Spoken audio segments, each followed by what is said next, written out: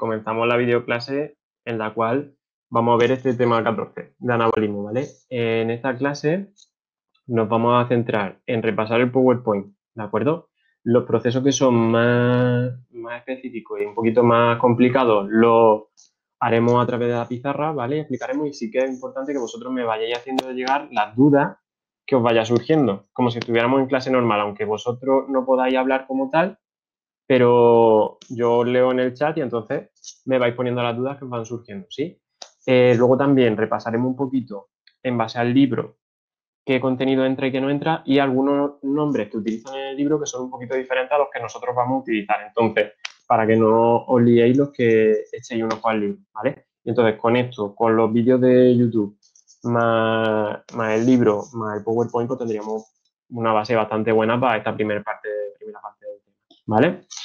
En el tema 14 de anabolismo, ¿sí? Lo iniciamos ya en clase, pero nos sirve de repaso. Lo que veíamos era cómo nosotros, en esta fase de anabolismo, a partir de moléculas sencillas y un aporte de energía, éramos capaces de sintetizar moléculas orgánicas complejas, ¿sí? ¿Qué es lo que pasa? Que nosotros vamos a tener esas moléculas sencillas que para poder formar enlaces entre ellas tienen que adquirir energía, se tienen que hacer más energéticas, ¿de acuerdo? Esos procesos captan energía, pues ya bien sea del medio, energía luminosa, o energía química de otras reacciones químicas, y lo van a incorporar dentro de su estructura para poder formar esos enlaces, ¿vale? Pasando de moléculas simples a moléculas complejas. Nosotros vimos que estas moléculas simples podían tener distintos orígenes y que dependiendo de esos orígenes que tengan, tenemos dos tipos de anabolismo. El primer anabolismo, que es el autótrofo, que era que las moléculas de origen iniciales eran inorgánicas, esas moléculas sencillas eran inorgánicas. Y por contraparte, el heterótrofo, que las moléculas iniciales eran moléculas orgánicas, ¿sí? Anabolismo autótrofo. Principales moléculas iniciales que tenemos: CO2, agua y amoníaco. Pero aún así hay muchísimos organismos que utilizan otras. Aparte de esta, utilizan sulfato, utilizan nitrato, como veremos al final del tema, ácido sulfídrico, cualquiera que se os ocurra inorgánica que haya en el medio. Pensad en la que sea y seguramente haya una bacteria que se encargue de anabolizar compuestos a través de ella.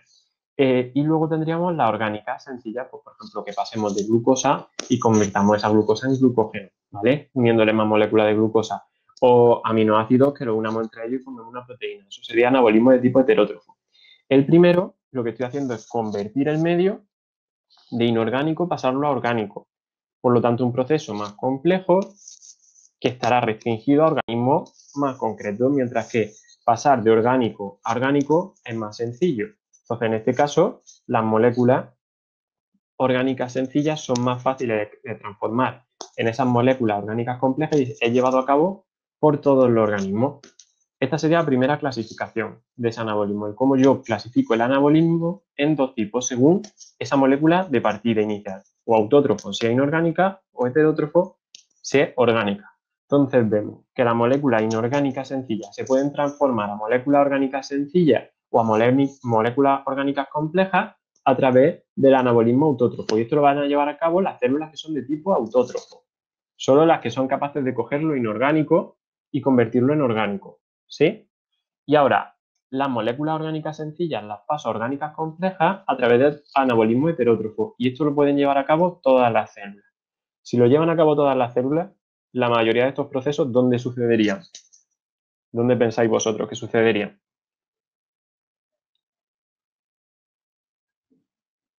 Venga, ¿quién se anima a contestar? En el citoplasma, muy bien. Entonces, veríamos que todos esos procesos suceden en el citoplasma en la gran mayoría de las células. Si son eucariotas, pues son capaces también de suceder dentro del núcleo. Ejemplo de anabolismo heterótrofo, pues tenemos aquí, que va más rápido. Tenemos aquí distintos ejemplos, como por ejemplo, proteínas. Yo puedo sintetizar proteínas a través de aminoácidos gracias al proceso de traducción. ¿Dónde sucede este proceso de traducción? En el citoplasma en concreto, gracias a los ribosomas. En procariotas sucederá en el citoplasma como tal, en eucariotas en los ribosomas asociados a ese retículo endoplasmático rugoso.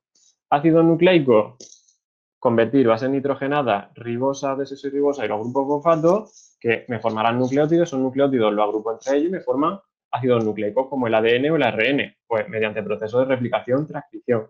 La traducción, la replicación y la transcripción, recordad que son procesos anabólicos, lo que pasa es que yo lo he estudiado en el bloque de genética, pero realmente son procesos anabólicos. En bacterias, ¿dónde sucede? En el propio citoplasma. Los eucariotas han sido capaces de coger esos procesos y meterlos dentro del núcleo para protegerlos la replicación y la transcripción. ¿Sí? Entonces, en realidad, donde sucederían sería en las zonas similares al citoplasma que contienen gran cantidad de enzimas. Los lípidos los puedo sintetizar a través de glicerina, ácidos grasos, acetil-CoA.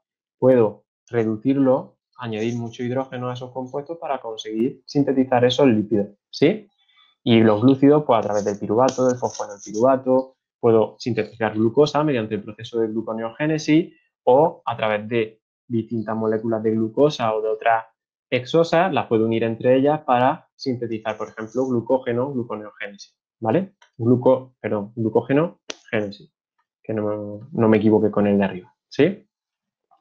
¿Tenéis alguna duda del anabolismo heterótrofo? Lo único que tenemos que saber de anabolismo heterótrofo es que sucede en todas las células, que la mayoría de esos procesos suceden en el citoplasma, pero que en eucariotas se han conseguido aislar en lugares más concretos, como puede ser el retículo endoplasmático, el aparato de Golgi o el núcleo, ¿sí? Esa sería la primera clasificación. Vale.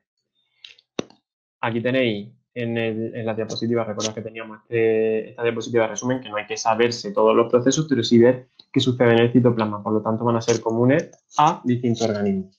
La segunda clasificación que utilizaría para explicar este anabolismo sería la clasificación en base a la fuente de energía. Nosotros vamos a caracterizar cada proceso anabólico como la síntesis de un compuesto gracias al aporte de energía de un tipo. Pues entonces vamos a hablar siempre de sintetizo este compuesto gracias a que tengo energía que viene de tal sitio.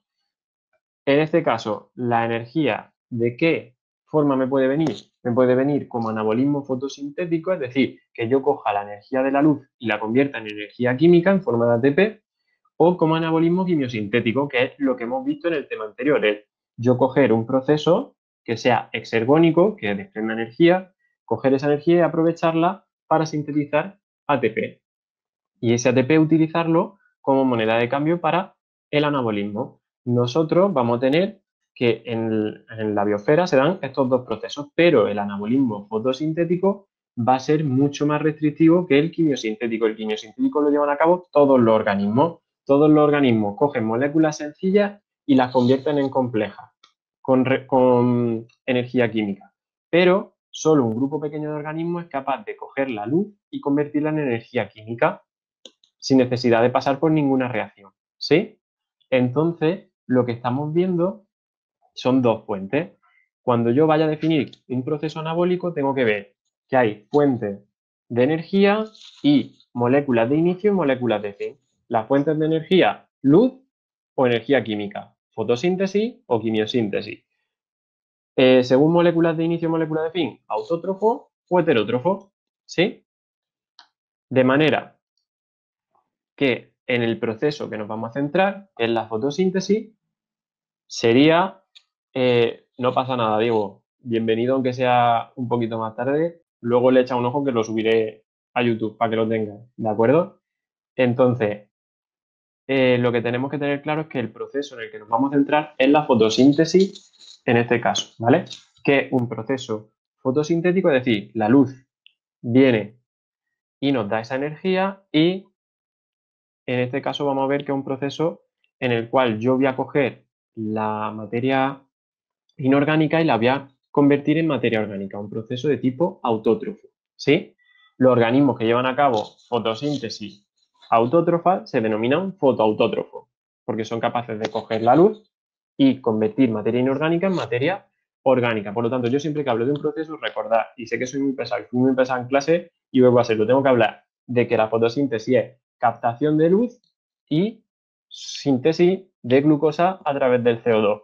Necesito las dos partes. Siempre que hablo del anabolismo, tanto hablo de fuente de energía como hablo de proceso de síntesis, ¿vale? ¿Qué es lo que vamos a hacer en esta primera clase y lo que hemos estado estudiando esta semana? Cómo yo capto la luz y la convierto en energía. Y la semana que viene vais a estar trabajando y veremos en la siguiente videoclase cómo sintetizo moléculas complejas a partir de moléculas sencillas utilizando esa energía. ¿Sí? Hasta aquí todo bien. De lo anterior hay que tener claro las dos clasificaciones del anabolismo, qué es lo que, o sea, en qué consiste cada una, la diferencia entre autótrofo y heterótrofo, la diferencia entre fotosintético y quimiosintético y cómo se combinan entre ellos, ¿vale? Y nosotros de todos esos, que son un montón, nos vamos a centrar solo en uno, que es el anabolismo de tipo fotoautótrofo. Y dentro de ese anabolismo de tipo fotoautótrofo, solo en un tipo, que es la fotosíntesis de tipo oxigénico, ¿sí?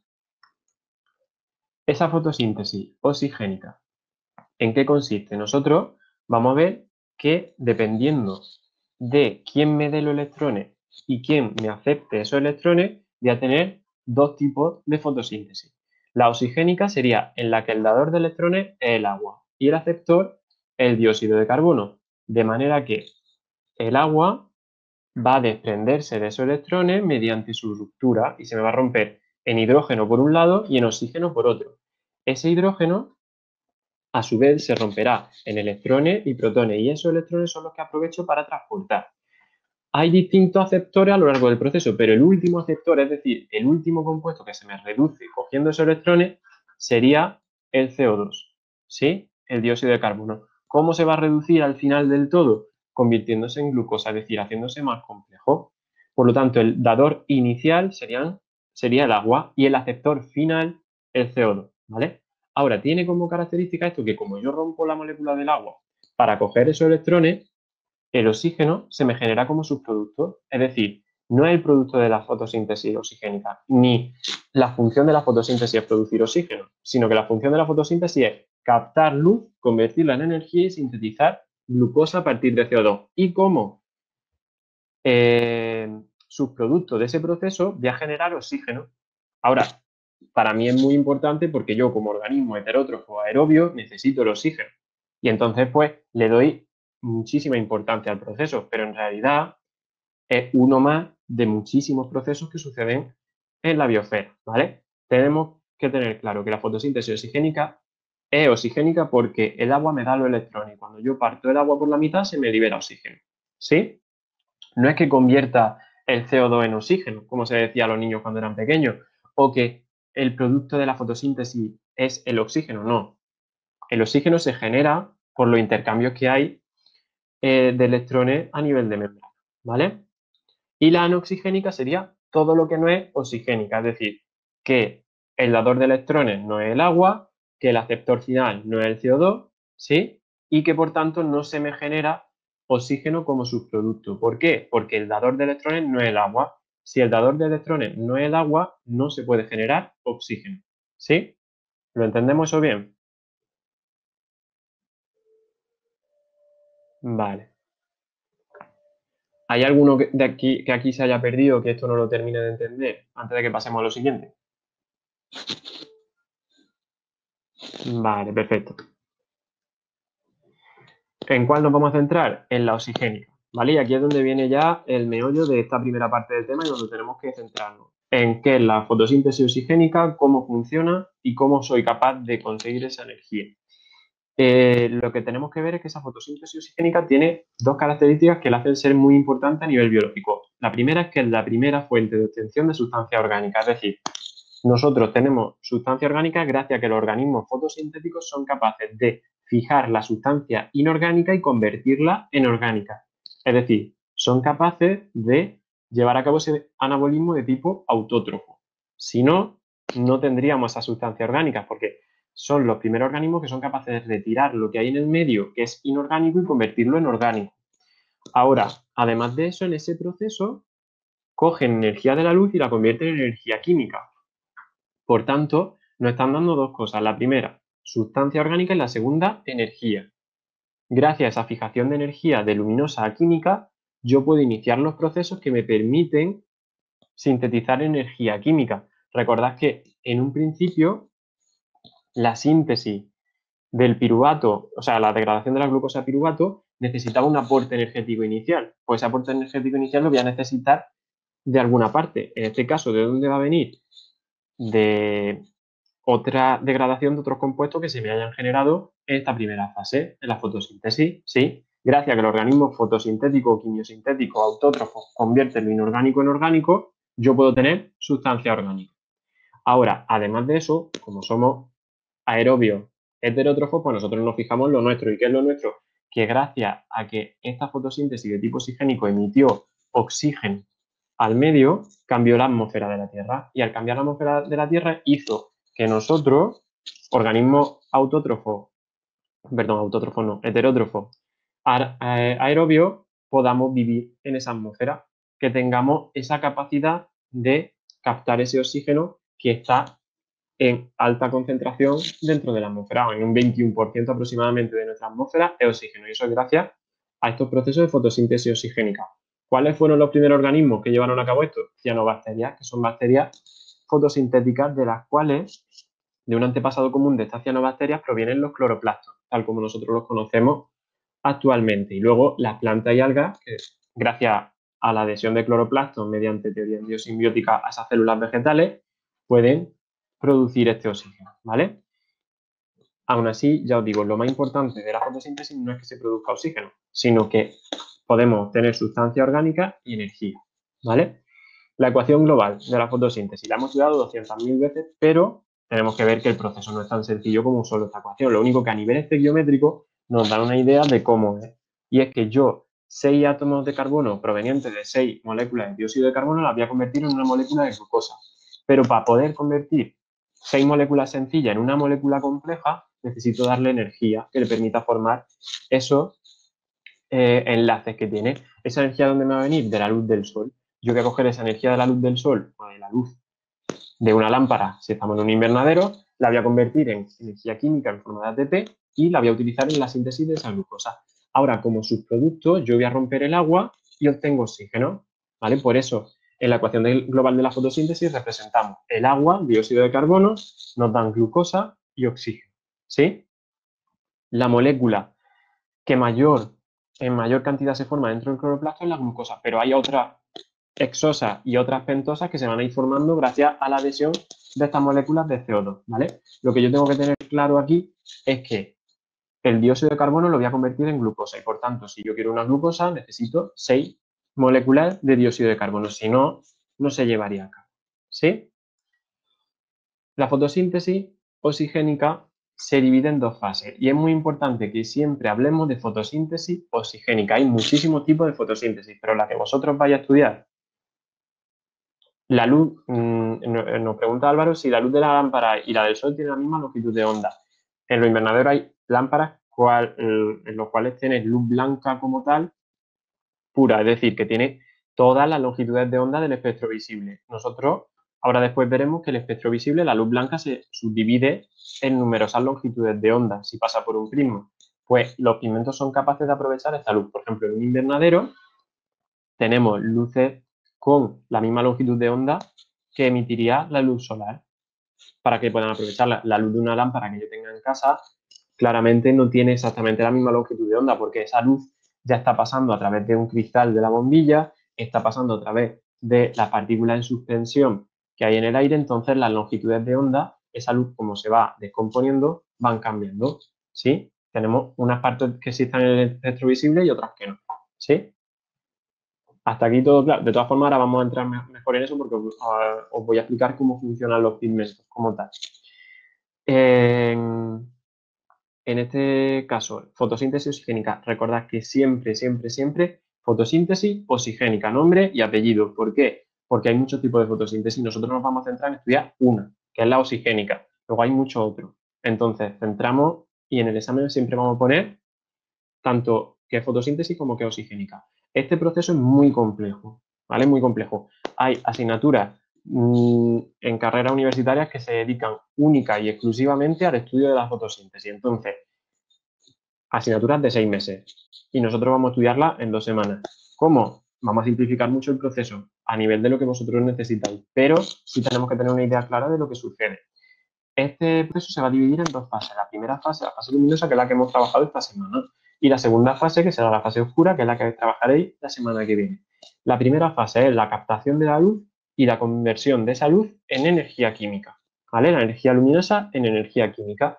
¿Cómo voy a convertirla yo en energía química? Sintetizando ATP y poder reductor, que son las dos moléculas a las cuales yo puedo recurrir si necesito energía. El ATP directamente y el poder reductor, porque ¿qué puedo hacer con él? Llevármelo para una cadena de transporte de electrones y utilizarlo como moneda de cambio para sintetizar ATP, ¿vale? En la fase luminosa lo que vamos a hacer es aprovechar la luz y generar energía. Entonces, ahora yo os pregunto, en el tema anterior, ¿en qué estructura de la mitocondria yo podía sintetizar energía? Podía sintetizar ese ATP. ¿Qué estructura era la que me llevaba a cabo eso? A ver quién se anima a responder.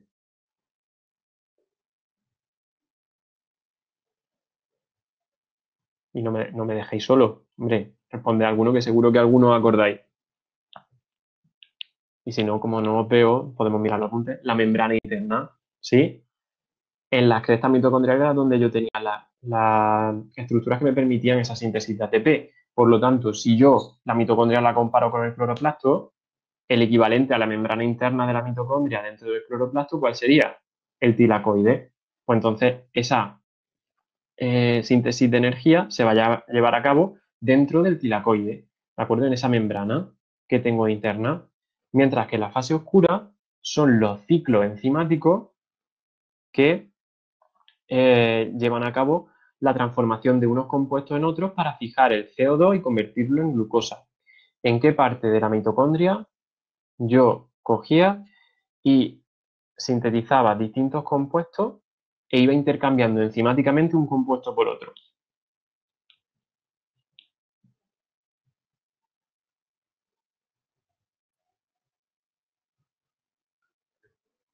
Venga, tenemos dos opciones. Si ya hemos dicho una, la otra, ¿cuál será? ¿En qué parte de la mitocondria sucedían todas esas reacciones enzimáticas?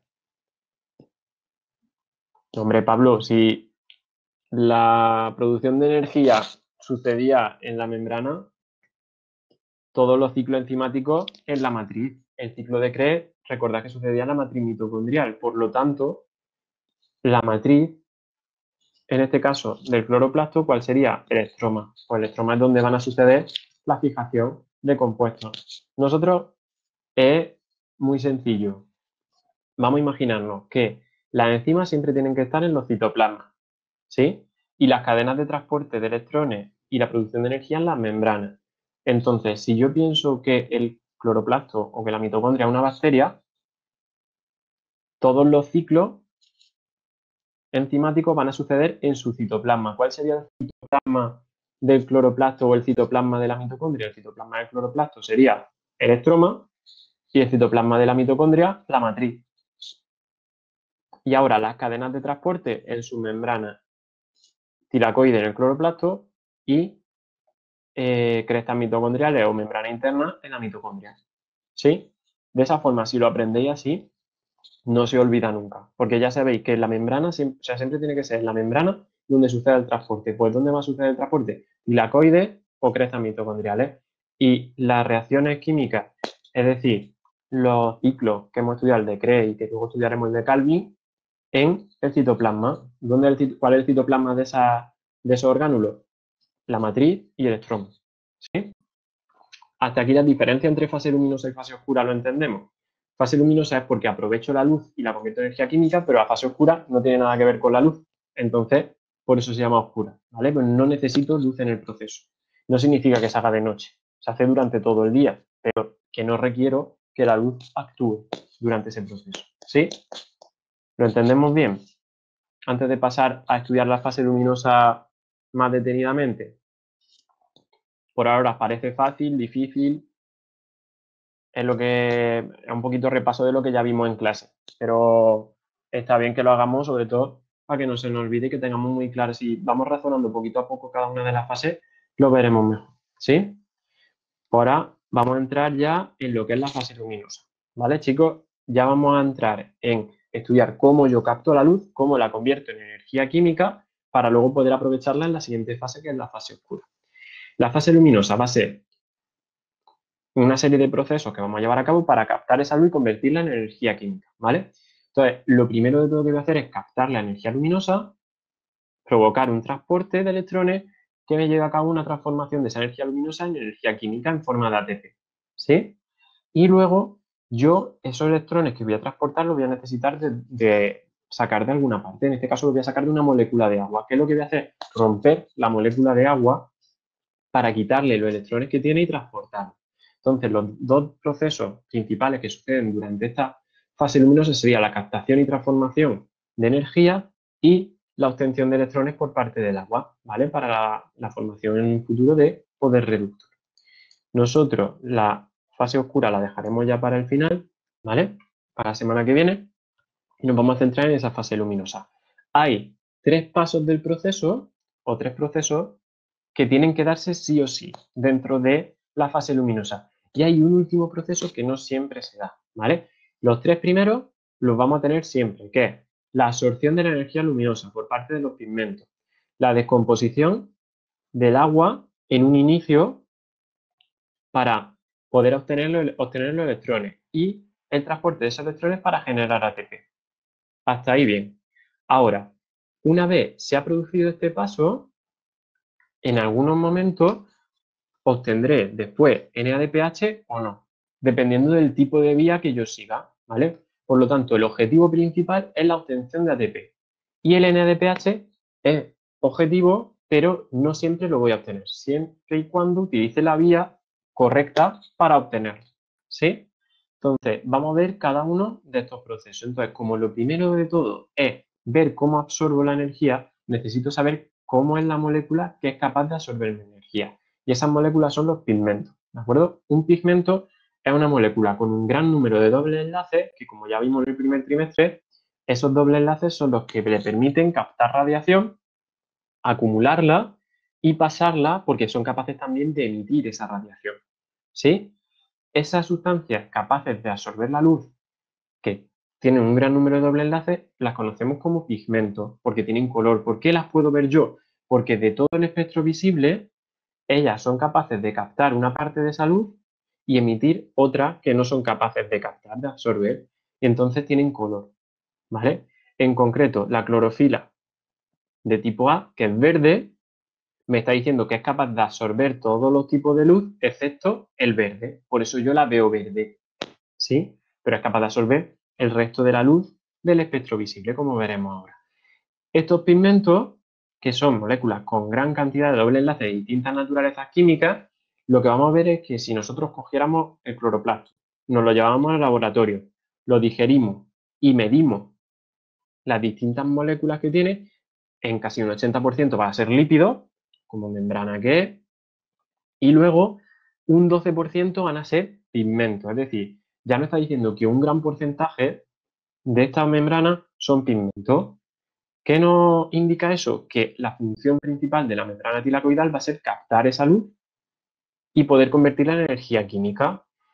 ¿Nosotros vamos a tener solo un pigmento que lo haga? No, vamos a tener muchísimos. Entonces, no hablamos de pigmentos concretos, sino de familias de pigmentos. Y en concreto hay dos familias principales de pigmentos, los carotenoides y las clorofilas. ¿De acuerdo? Nosotros siempre hemos oído hablar fotosíntesis, clorofilas, clorofilas, clorofilas, clorofilas, pero sí vemos que las plantas no tienen un solo tipo de color en sus órganos colectores de luz, que son las hojas y los tallos y son herbáceas, sino que tenemos diversidad de colores. Esa diversidad de colores se debe a que tenemos una gran diversidad de pigmentos. ¿Y por qué la planta tiene gran diversidad de pigmentos? Porque cada pigmento es capaz de absorber una longitud de onda determinada. De manera que si yo siempre tuviera el mismo pigmento, siempre absorbería la misma longitud de onda. Y si yo, por un casual, pierdo el acceso a esa longitud de onda, no absorbo energía lumínica, no la transformo en energía química y me quedo sin energía. No puedo seguir con el proceso de síntesis. Entonces, ¿qué le interesa a la célula? Tener diversos pigmentos, cada uno, que sea capaz de absorber una longitud de onda determinada. ¿Sí? ¿Cómo son los pigmentos químicamente? Pues ahí tenemos la estructura, por ejemplo, de la clorofila A. La clorofila A es un anillo, ¿de acuerdo? Con grandes cantidades de numerosos dobles enlaces y esos dobles enlaces se ven estabilizados por un átomo de magnesio justo en el centro. Ese átomo de magnesio en el centro de la molécula, de ese anillo, me está diciendo a mí, o me está dando la razón en el sentido de que las sales minerales, aunque parece que son siempre las grandes olvidadas, forman parte del proceso y son fundamentales. Sin ese magnesio, la molécula no es estable y no podría tener la estructura que tiene. Entonces no podría absorber la luz. ¿Qué otra molécula conocemos nosotros que tiene un átomo de un metal en el centro que le permite intercambiar sustancias? ¿Cuál? El átomo de hierro, sí, pero ¿qué molécula tenía ese átomo de hierro?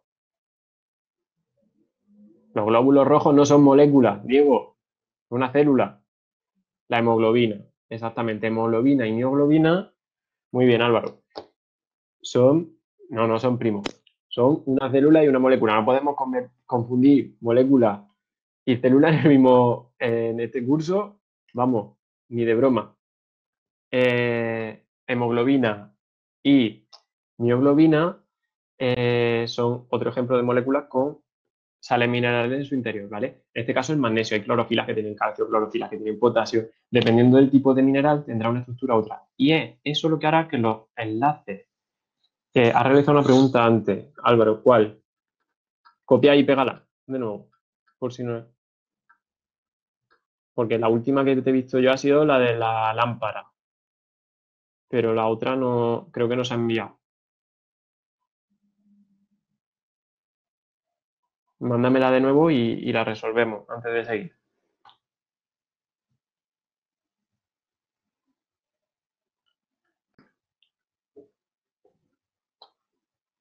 Si os va surgiendo alguna duda con respecto a esto, lo vemos, ¿vale? Ah, si hay que saber longitud de onda. No, ni de broma. O sea, eso no, no hay que saber el color de cada, o sea, la longitud de onda de cada color. Eso viene en tabla y eso no se lo sabe nadie. Sí que hay algunos, pues, o sea, con el tiempo, pues veréis longitudes de onda y viendo el valor, pues sabéis si es más cercano al rojo o más cercano al violeta, dependiendo del tamaño, pero que eso no tenéis que saber, ¿vale?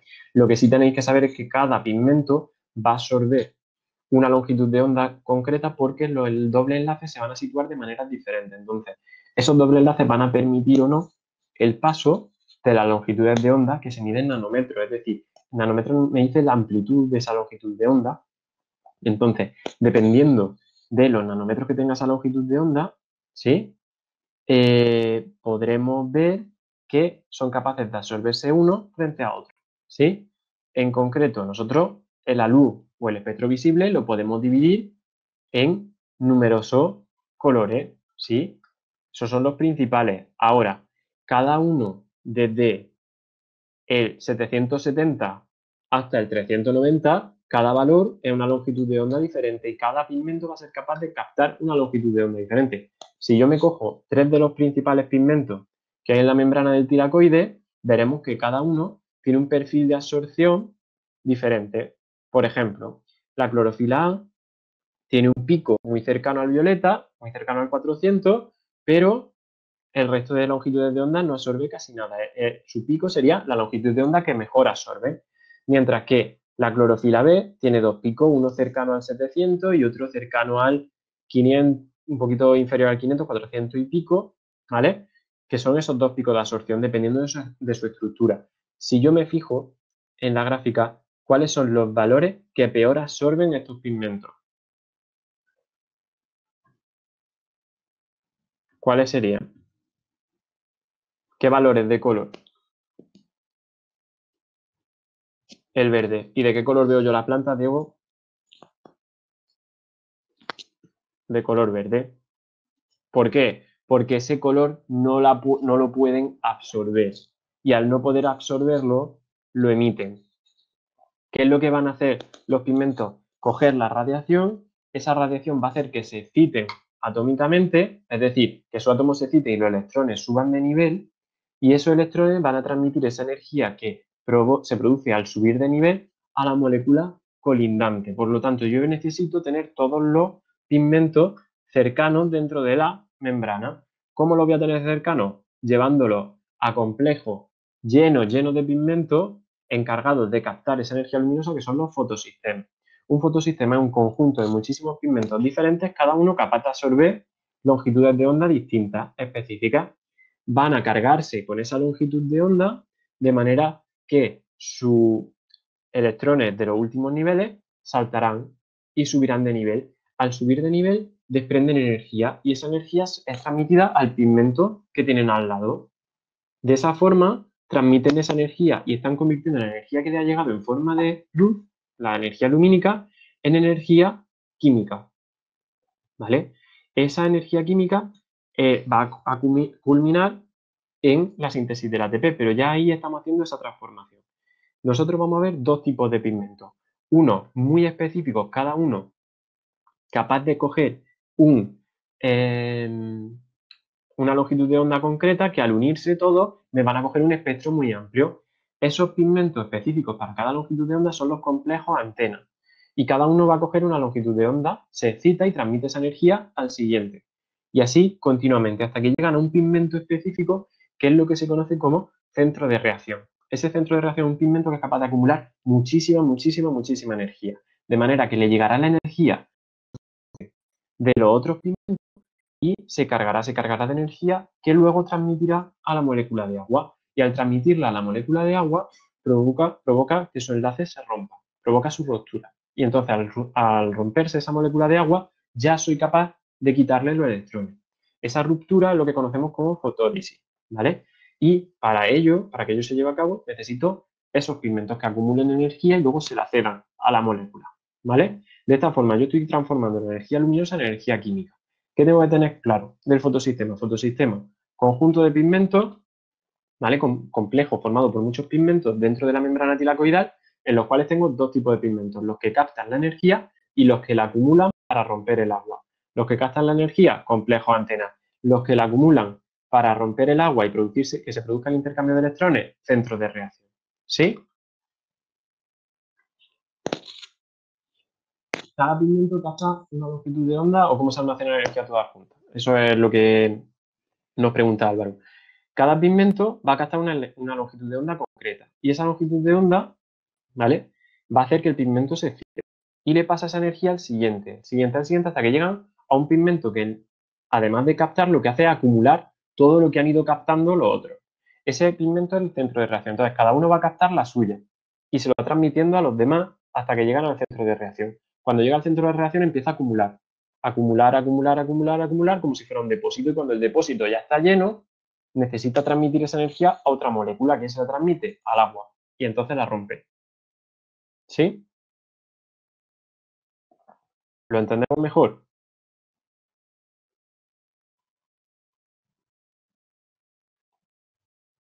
¿Hay alguien que no termine de entenderlo? ¿O nos queda todo más o menos claro antes de pasar a cómo se transmite esos electrones que yo le he quitado al agua? ¿Lo entendemos bien? ¿Sí? Vale. ¿Hasta aquí fácil o difícil?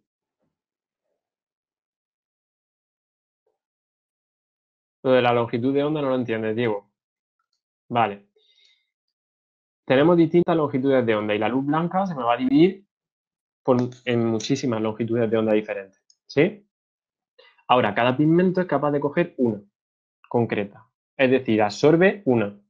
Y esa que absorbe va a provocar que el pigmento se excite. Y al excitarse, transmite esa energía a las moléculas que tiene alrededor. Entonces, como cada pigmento tiene una longitud de onda concreta de todas estas que tengo aquí, cada pigmento coge una o dos concretas, ¿vale? Que es lo que vemos aquí. Un pico, dos picos, ¿vale? Pero longitudes de onda muy concretas. Lo que voy a hacer es situarlo dentro del fotosistema. El fotosistema va a ser un conjunto de todos esos pigmentos y cada uno va a coger la suya.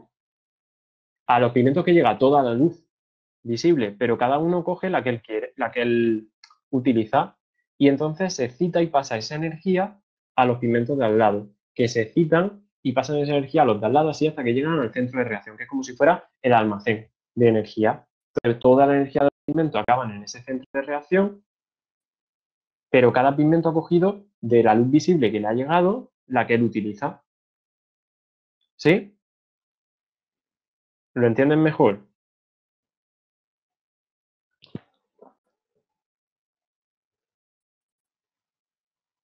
Vale. De todas formas, si no entendéis alguna cosa, eso me paráis O luego si cuando lo estéis viendo de nuevo en casa sigue sin quedaros claro, me escribís, ¿sí? Bueno, en casa estamos todos. O sea, qué cosas digo cuando lo estéis viendo luego más tarde, ¿sí? En este sentido, cuando ya hemos visto cómo ha cogido esa energía y se la ha cedido a ese complejo antena, perdón, al centro de reacción, el centro de reacción va a cedérselo al agua, ¿vale? Que va a ser su eh, aceptor primario de energía. Y a ese aceptor primario yo le voy a quitar electrones. ¿Cómo lo voy a quitar? A través del proceso de fotólisis. Y para eso nosotros vamos a ver que la fotólisis es la ruptura de la molécula de agua, yo le quito los electrones y luego los electrones, si tengo una membrana y tengo electrones, lo que voy a hacer es transportarlos para poder obtener ATP. Y voy a poder obtener ATP de dos formas diferentes, mediante fotofosforilación acíclica y fotofosforilación cíclica, que las dos son fosforilaciones oxidativas. Recordamos que la síntesis de ATP se puede hacer por dos tipos de fosforilación. La fosforilación a nivel de sustrato, que ya vimos un proceso por el cual yo obtenía ATP por fosforilación a nivel de sustrato. ¿Cuál? Venga, a ver si alguien se acuerda.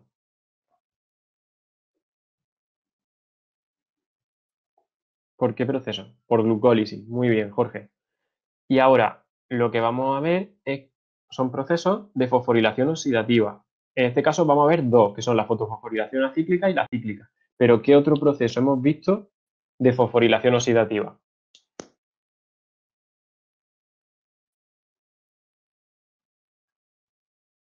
De esa obtención de ATP gracias al transporte de electrones. ¿Qué proceso hemos visto? A ver. La fermentación no. La fermentación no tenía ATP. Lo de la cadena de transporte, como dice Pablo, lo de la cadena de transporte era la respiración de tipo aerobia, ¿sí? Esa respiración de la mitocondria era una fosforilación de tipo oxidativo. De manera que si en el examen nos preguntan ejemplos en plural de fosforilación oxidativa, nos están preguntando la respiración de la mitocondria y estos dos tipos de fotofosforilación, ¿sí?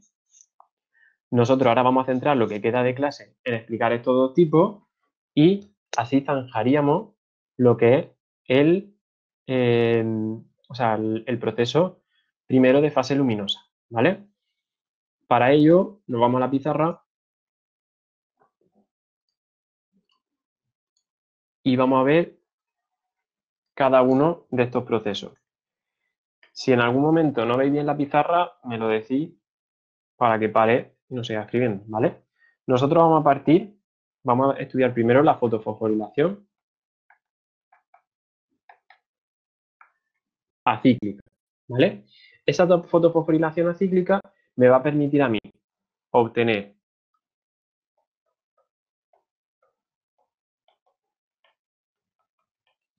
ATP y poder reducto. Entonces, lo que vamos a ver es que yo tengo mi membrana, que mi membrana es mi tilacoide, que me separa dos espacios, el estroma, que recordamos que es como si fuera el citoplasma de ese cloroplasto, y el lumen. Si yo me acuerdo de cómo eran los tilacoides, que eran estas vesículas apiladas, el exterior sería el estroma y el interior sería el lumen. ¿Sí? ¿De esto nos acordamos? Antes de seguir. Vale. Ahora, una vez yo tengo esto claro, tengo que ver que en este tilacoide voy a tener situado en esa membrana el primer elemento que he visto yo de, de esa cadena de transporte, que son los fotosistemas.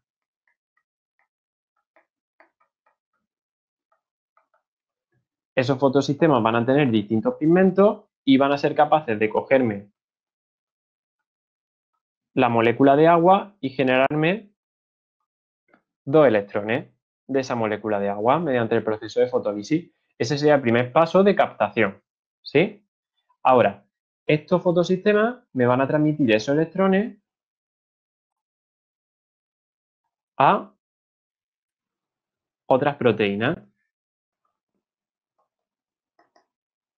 de membrana, que esas proteínas son transportadores.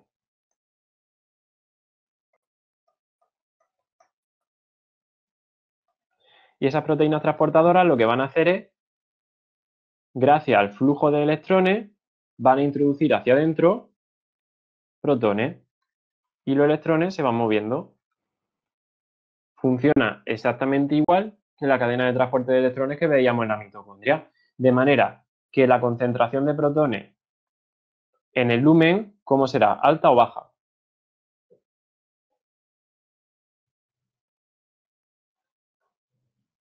Muy bien, Pablo, será alta. Mientras que la concentración en el estroma, comparada con el lumen, ¿cómo será? Si comparamos la concentración del estroma con la del lumen, ¿será alta o baja? Pues baja, efectivamente. Exactamente, baja. Entonces, ¿qué es lo que va a intentar hacer este protón de aquí? ¿Hacia dónde va a querer ir? ¿Hacia el lumen y quedarse en el lumen o hacia el estroma? ¿Hacia dónde se va a mover? Hacia el estroma. ¿Y qué es lo que voy a hacer yo? Colocarle aquí una salida para que vaya al estroma. Como yo quiero que se mueva por ahí, yo le coloco la puerta. ¿Y esa puerta qué va a ser? Una ATPasa. Y esa ATPasa lo que va a hacer es bombear los protones al otro lado de la membrana hacia el estroma y me va a sintetizar ATP a partir de ADP más fosfato inorgánico. ¿Sí? De manera que ya he cogido y tengo mi primer compuesto que yo quería sintetizar. ¿Sí? Aquí que no se van a quedar ahí acumulados, sino que tiene que cogerlo algún compuesto. Pues esos electrones van a pasar al NADP+, y se me va a formar un NADPH, ¿vale? De manera que ya tendría mi segundo compuesto. ¿Sí?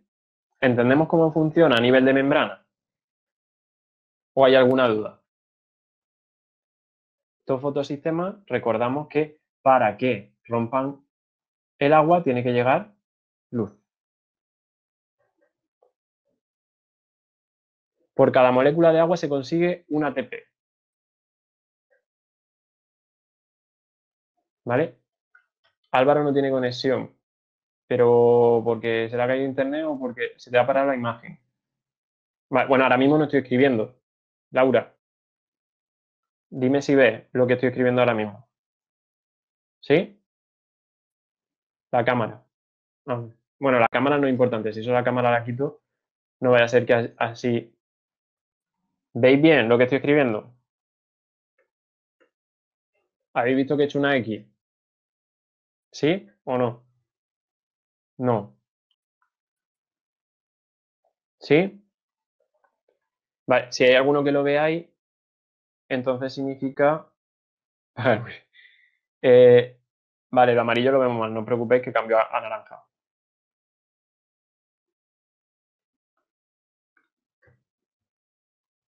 ¿Sí? El naranja mejor.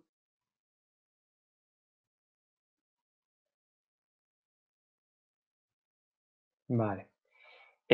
Lo que tenemos que tener claro es que en esta fotofosforilación acíclica vamos a tener ATP por acción de la ATPasa y NADPH por el transporte de electrones. ¿Sí?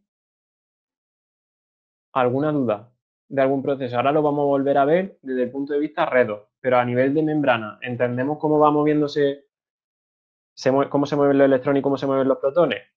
Lo mismo que en el tema anterior, los electrones se mueven horizontalmente y los protones verticalmente. ¿Sí? ¿Lo entendemos bien eso?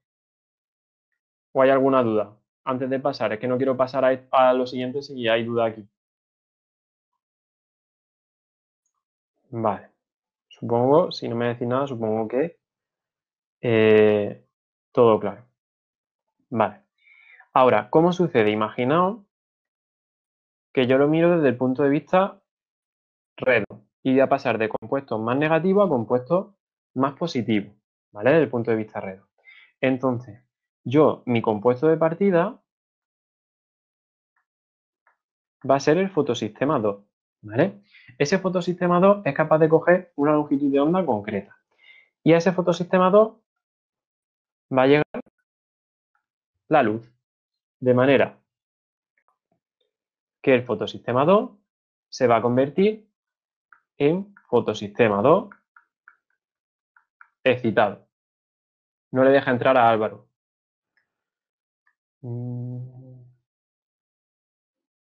¿Qué le pone? Que os lo digáis y me lo ponéis por el chat para intentar a ver si podemos hacer que entre. Y Laura no me oye.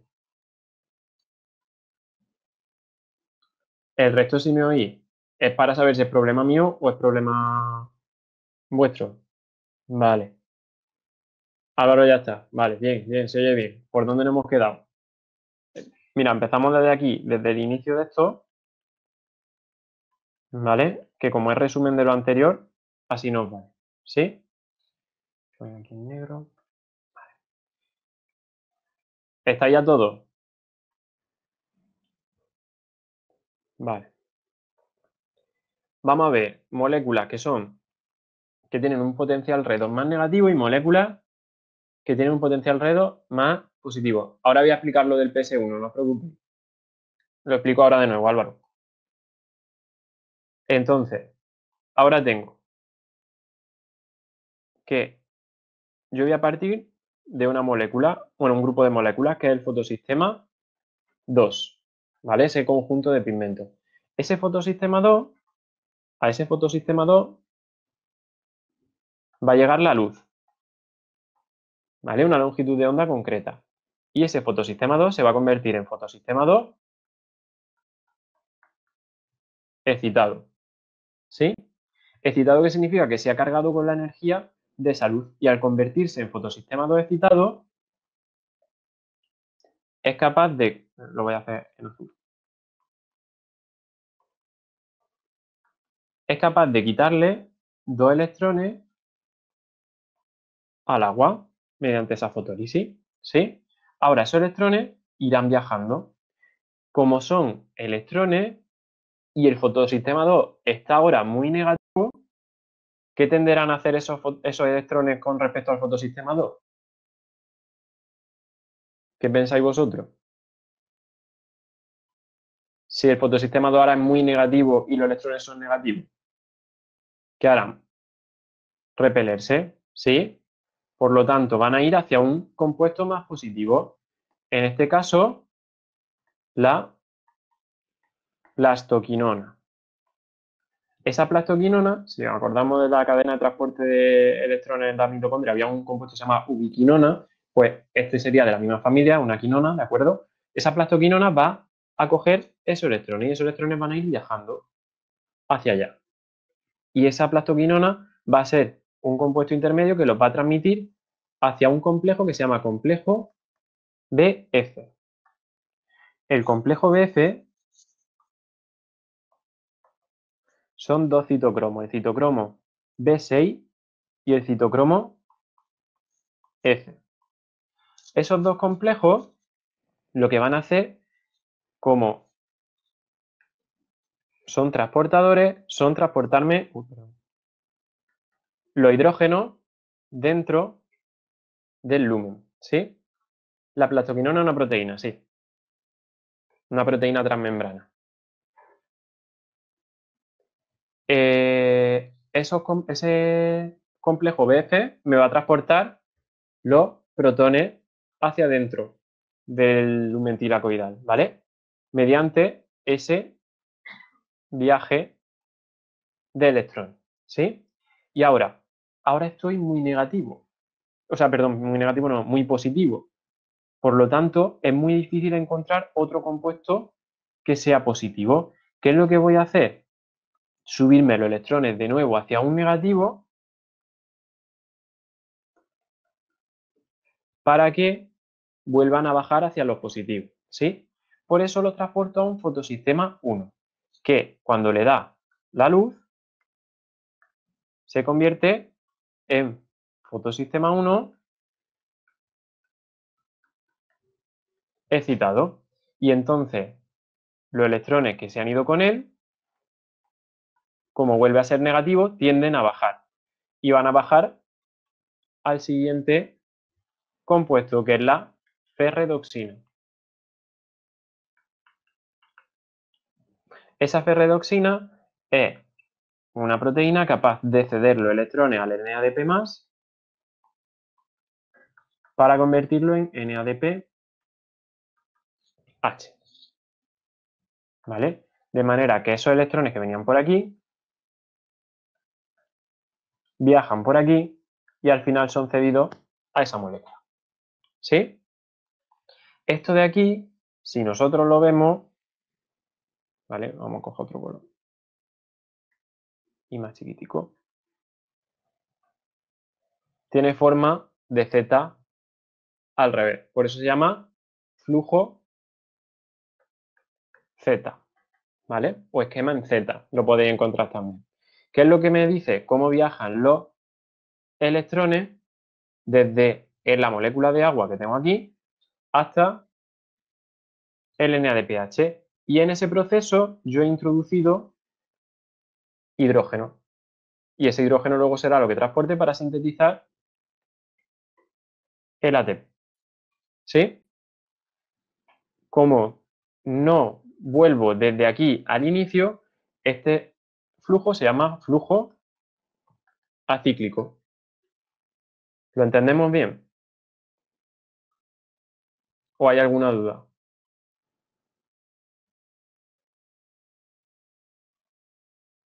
Sí, Alicia lo entiende bien. Venga, y comentándome el resto a ver si entendemos. No pilla, Laura, ¿qué es lo que no pilla? O sea, ¿dónde te has perdido?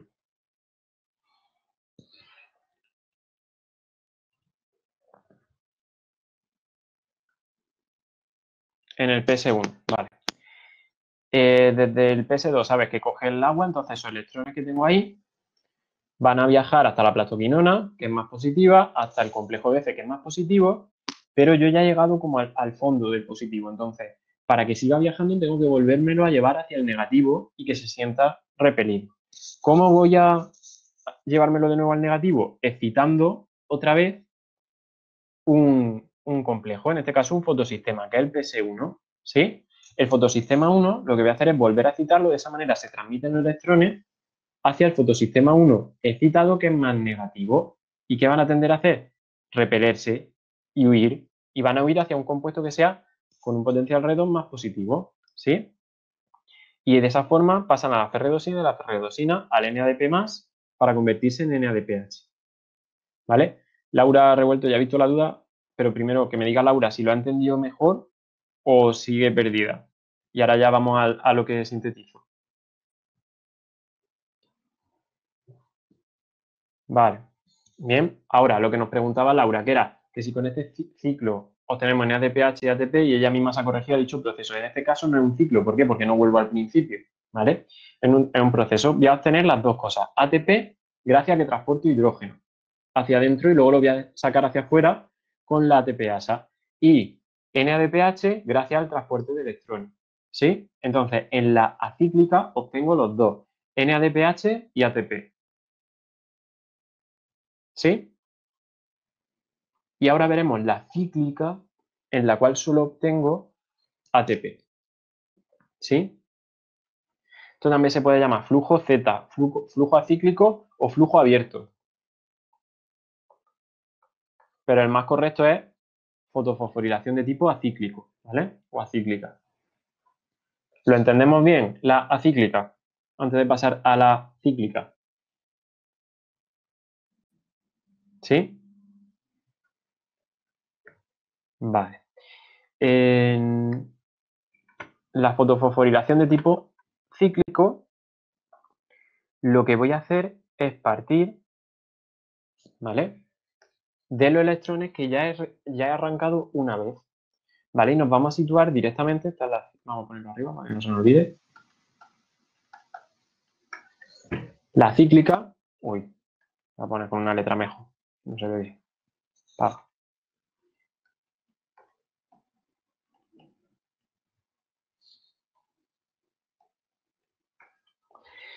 En la fotofosforilación de tipo cíclica, voy a partir del PS1.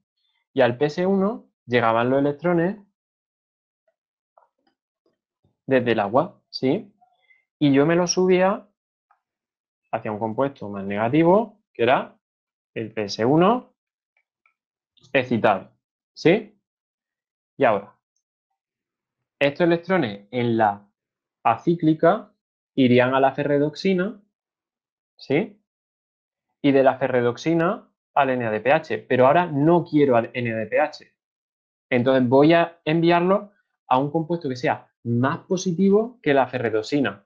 ¿Cuál tengo más positivo que la ferredoxina? La plastoquinona, ¿vale?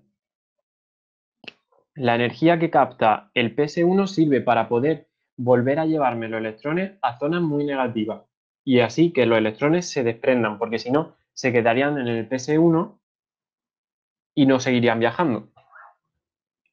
¿Sí? ¿Lo entendemos? Es como que han llegado al piso 0 y para que vuelvan a coger energía yo me los quiero volver a subir al piso 5. Entonces lo que hago es darle energía al PS1 para que me suba esos electrones del piso 0 al piso 5. ¿Sí? Ahora, ¿qué es lo que vamos a ver? Que el PS1 siempre los va a ceder a la ferredoxina, ¿sí? Pero para que no se lo ceda al NADPH, yo le voy a meter la ferredoxina aquí en medio, ¿vale? Esa ferredoxina, en lugar de dárselo al NADPH, que estaría un poquito por encima, se lo va a dar a la plastoquinona, ¿vale? Me lo voy a hacer con la gráfica porque lo vaya a ver mejor.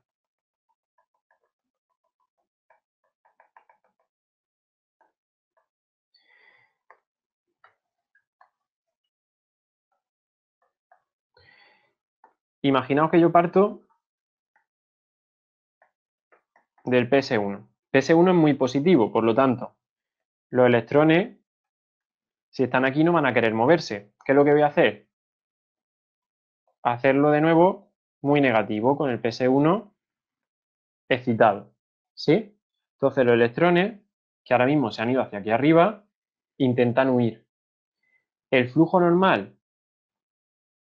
lo voy a poner en negro, pero que sepáis que esto no viene aquí. Sería que fueran a la ferredoxina y de la ferredoxina al NADP+. Entonces, si yo los transporto a la ferredoxina, va a intentar llevarlo al NADP+, a no ser que tenga al lado algo que vaya más abajo. ¿Lo entendemos eso o no? Es como si aquí estuviera el electrón. Y ese electrón quiere moverse. Y él es negativo. Este es más negativo que este. Por lo tanto, ¿hacia dónde va a querer ir?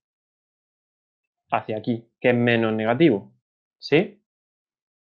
Pues eso es lo que voy a hacer. Lo que voy a hacer es que la ferredoxina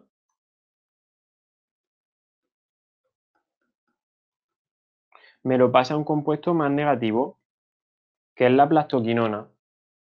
Y yo la plastoquinona ya la conozco del flujo acíclico. La plastoquinona, ¿quién lo llevaba? Al complejo BF y después de nuevo al PS1. De manera que los electrones van viajando por todos estos complejos. ¿Sí?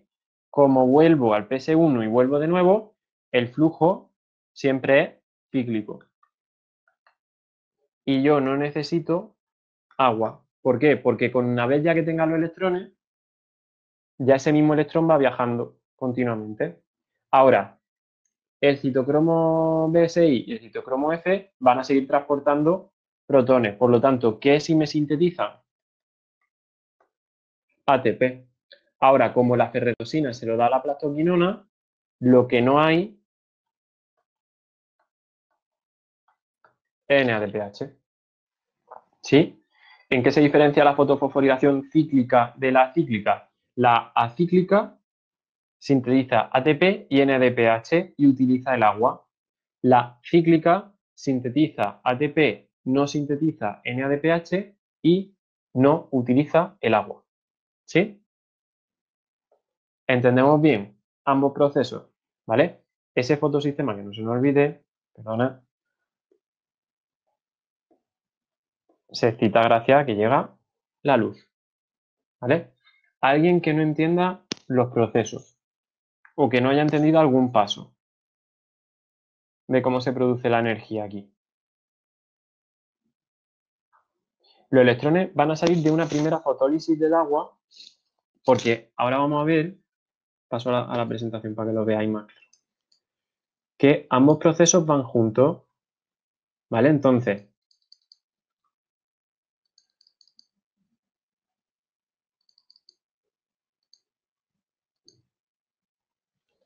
ambos procesos, ¿veis la diapositiva ya? ¿Estáis viéndola? Vale. Lo que aparece aquí como P680 y P700 son fotosistema 2 y fotosistema 1, ¿vale?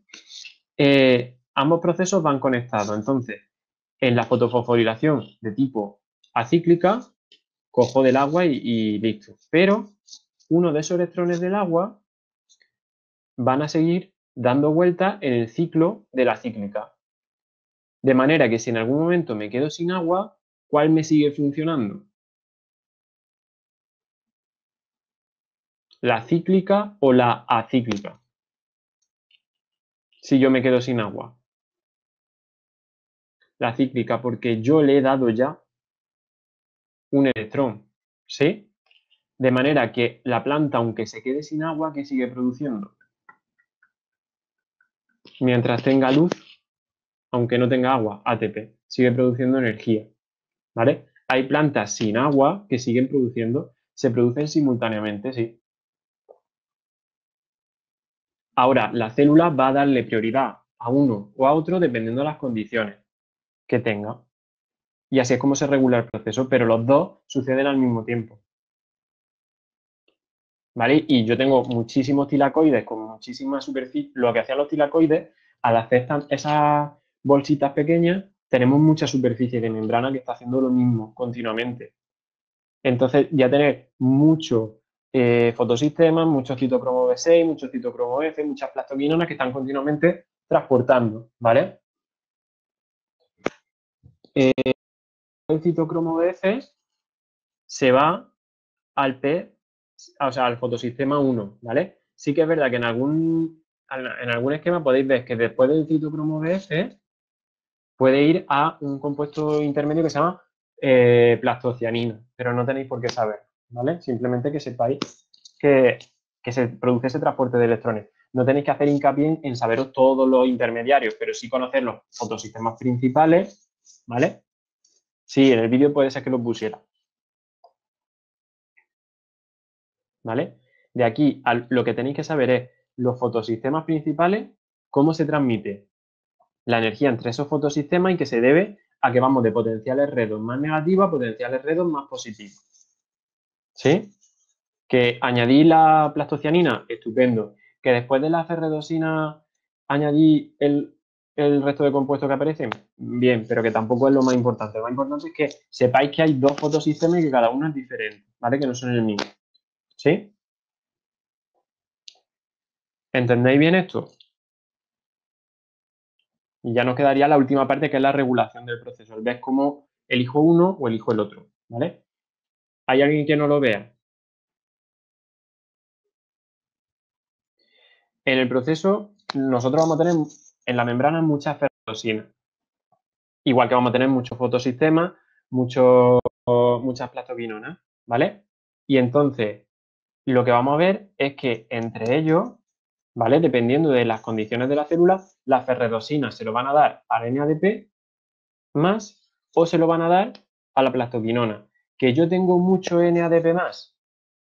Pues la ferredosina se lo va a dar al NADP más. ¿Que tengo poco NADP más y hay más plastoquinona? Pues se lo va a dar a la plastoquinona. Dependiendo de la cantidad que yo tenga. ¿sí? Dependiendo de la concentración de sustrato. Como bien te ha respondido Alicia, Laura, sí se producen simultáneamente. ¿Vale? ¿Hay alguna duda más del proceso?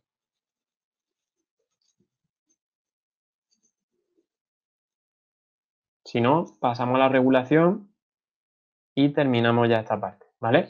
La regulación del proceso. Nosotros lo que tenemos que tener claro es que va a depender de la cantidad, ¿vale? Entonces, si nosotros nos volvemos a la pizarra,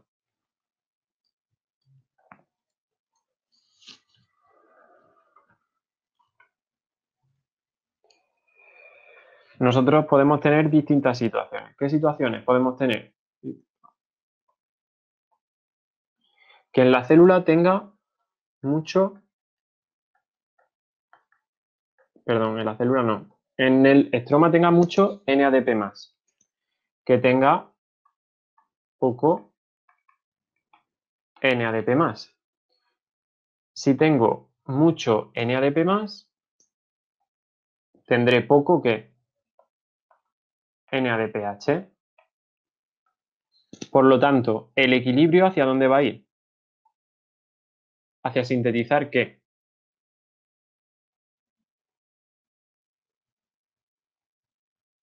NADPH. Yo voy a intentar sintetizar esto. Si la cantidad de NADP+ es alta, el flujo que voy a usar va a ser el acíclico, la fosforilación de tipo acíclica, porque ¿qué quiero? Sintetizar esto de aquí. Ahora, si la cantidad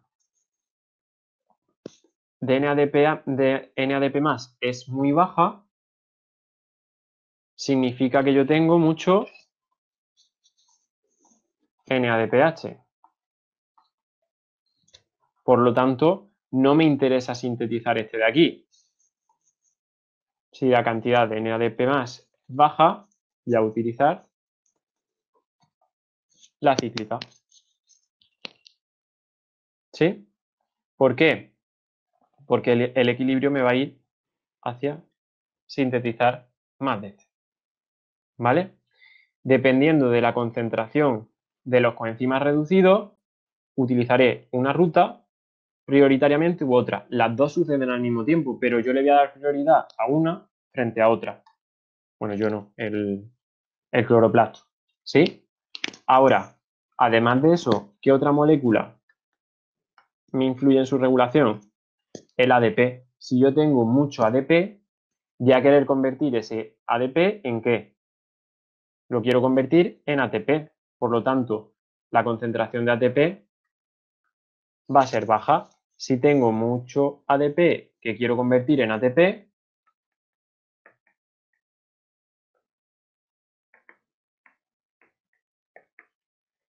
realizo fotofosforilación. Ahora, imaginaos que al contrario, que lo que tengo sobre todo es ATP. ¿Voy a querer fotofosforilar si me sobra energía?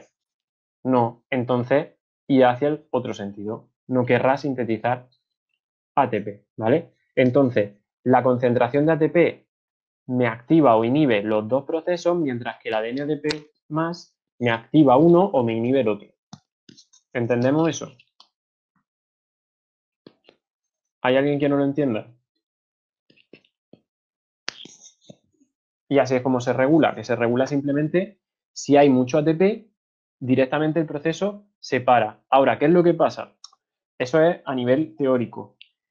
Sí, Pablo, lo repito. Y así de paso explico lo que me ha preguntado Jorge. Si yo tengo mi cloroplasto, ¿vale? Y en ese cloroplasto tengo mucho NADP+, ese NADP+ lo querré convertir ¿en qué? En NADPH, para poder utilizarlo luego. Entonces, ¿cuál era la ruta que me hacía el NADPH? La acíclica. Si yo quiero sintetizar este de aquí, utilizo esta. Ahora, imagínate que tengo mucho, voy a poner en rojo, que yo tengo mucho NADPH. ese NADPH, como tengo mucho, intentará convertirse en NADP+. Por lo tanto, yo este de aquí no necesito sintetizarlo. Como no necesito sintetizarlo, lo que voy a hacer es no hacer este y haré el otro. Porque la cíclica solo produce ATP.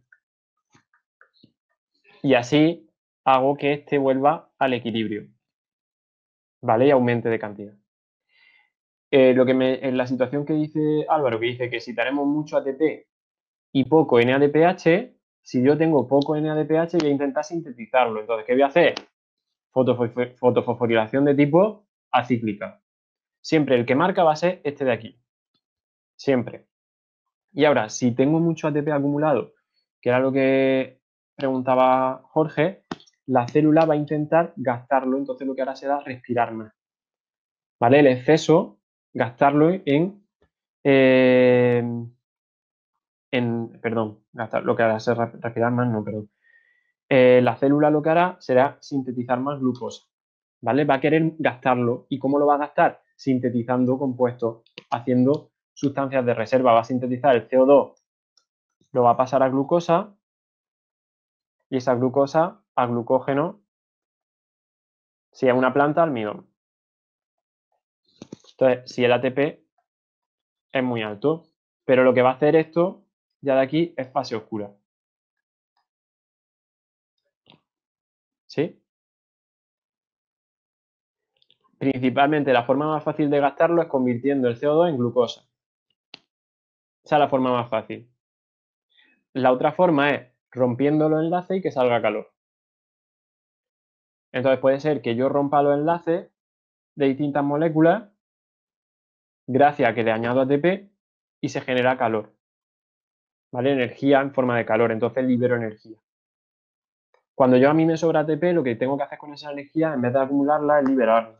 Porque el ATP no lo puedo guardar eternamente. Entonces, ¿cómo la acumulo o la libero? La puedo acumular formando sustancias de reserva o liberarla en forma de calor. ¿Vale? Mediante reacciones que sean exotérmicas, en las que intervenga el ATP, yo gasto ATP y libero calor, porque rompo enlaces de alta energía. ¿Sí? ¿Queda más claro eso?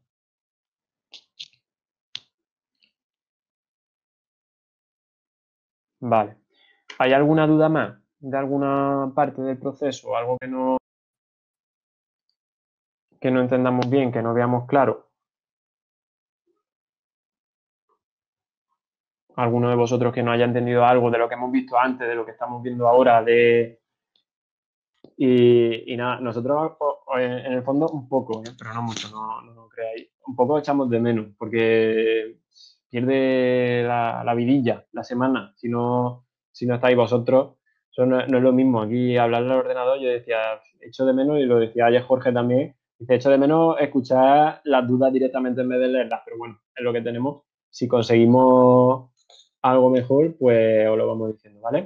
Que os vayáis a comer, como dice Álvaro. Exactamente, vuestra tontería. Que os vayáis a comer, que descanséis, que aprovechéis. Ya, hoy es viernes. Estudiamos lo justo, ya la semana que viene lo que toque.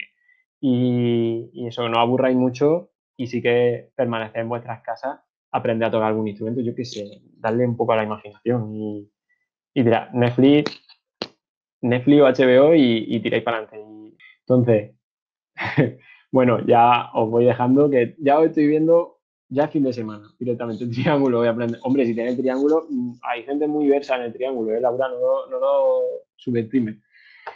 Pues nada, chicos, que eso, que os vaya bien el fin de y os vamos diciendo cualquier cosa, eso, que me escribáis correo o lo que sea, ¿vale? Y que vaya bien el fin de, que descanséis, sobre todo que descanséis, que no os volváis locos y que lo paséis bien, ¿vale? Venga, un saludico. Hasta luego.